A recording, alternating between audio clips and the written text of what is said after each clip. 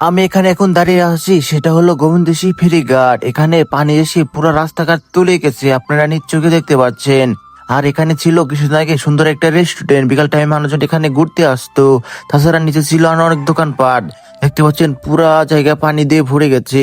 এখানে ঈদের দিনও ছিল অনেক জমজমাট, মানুষজন দূরে থেকে এসে এখানে আনন্দ করত, কিন্তু পানি আসার কারণে সকল কিছু বন্ধ হয়ে গেছে। তাছাড়া চরের মানুষও এখানে চলে আসতেছে, কারণ চরেও পানি উঠেছে। চারিদিকে শুধু পানি আর পানি।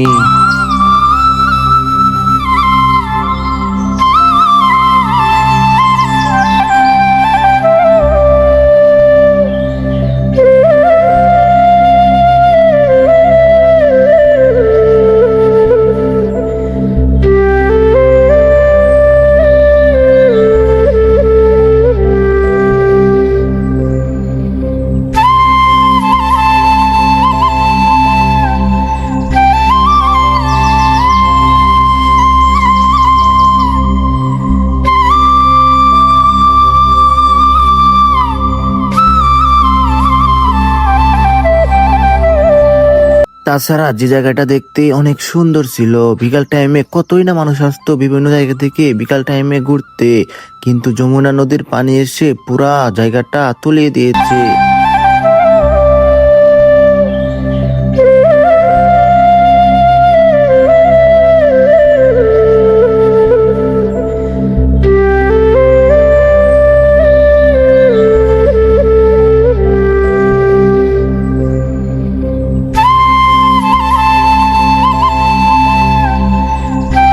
আজকে ছিল গোবিন্দসি হাটের দিন, মানুষ চরে থেকে বিভিন্ন জিনিস আনতেছে হাটে বিক্রি করার জন্য। তাছাড়া আপনারা নিচে দেখতে পাচ্ছেন এখানে অনেকগুলো গম পড়ে আছে। যখন চরে থেকে মানুষ গম আনতেছিল তখন আমাতে গিয়ে এখানে গমগুলো পড়ে রয়েছে, দেখতে পাচ্ছেন। আর মানুষ চরে বসবাস করে দেখেন অনেক কষ্ট করে, চরের থেকে এখন নানা রকম জিনিস আনতেছে হাটে বিক্রি করার জন্য। আবার হাট থেকে জিনিসপত্র কিনে নিয়ে মানুষ আবার চরে চলে যাচ্ছে।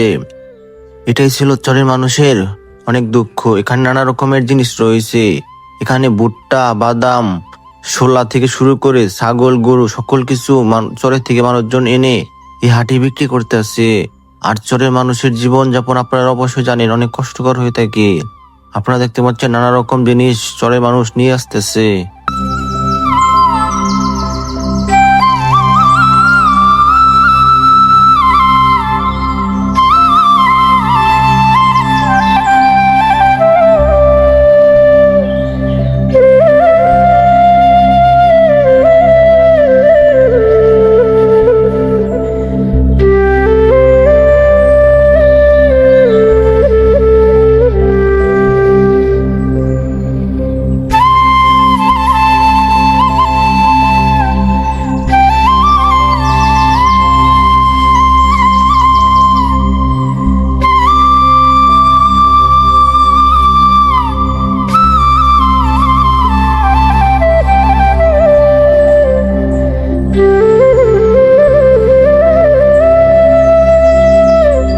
তাছাড়া এখানে হোটেলের ব্যবস্থা করা হয়েছে, যখন চরে থেকে মানুষজন আসে এখানে দুপুর টাইমে খাওয়া দাওয়া করে। এখানে ভাত থেকে শুরু করে সকল আইটেম পাওয়া যায়, আপনারা নিজ চোখে দেখতে পাচ্ছেন।